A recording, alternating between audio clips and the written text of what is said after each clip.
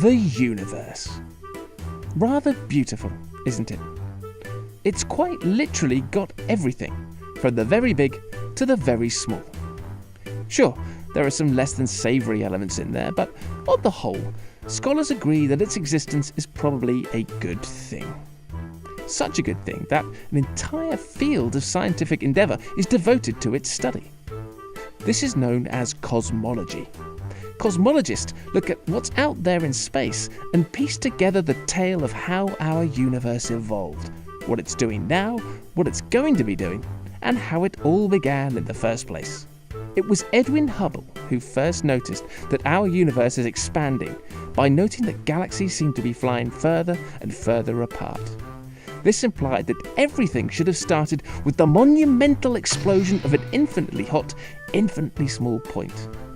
This idea was jokingly referred to at the time as the Big Bang, but as the evidence piled up, the notion, and the name, actually stuck. We know that after the Big Bang, the universe cooled down to form the stars and galaxies that we see today. Cosmologists have plenty of ideas about how this happened.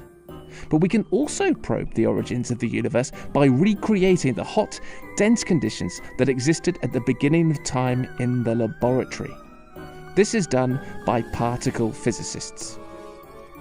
Over the past century, particle physicists have been studying matter and forces at higher and higher energies. Firstly with cosmic rays, and then with particle accelerators, machines that smash together subatomic particles at great energies.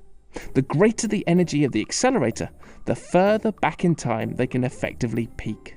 Today, things are largely made up of atoms, but hundreds of seconds after the Big Bang, it was too hot for electrons to join atomic nuclei to make atoms. Instead, the universe consisted of a swirling sea of subatomic matter. A few seconds after the Big Bang, it was hotter still, hot enough to overpower the forces that usually hold protons and neutrons together in atomic nuclei. Further back, microseconds after the Big Bang, and the protons and neutrons were only just beginning to form from quarks, one of the fundamental building blocks of the standard model of particle physics. Further back still, and the energy was too great even for the quarks to stick together. Physicists hope that by going to even greater energies, they can see back to a time when all the forces were one and the same, which would make understanding the origins of the universe a lot easier. To do that, they'll not only need to build bigger colliders, but also work hard to combine our knowledge of the very, very big with the very, very small, and share these fascinating insights with each other and with, well, you. And that's how it should be, because, after all, when it comes to our universe, we're all in this one together.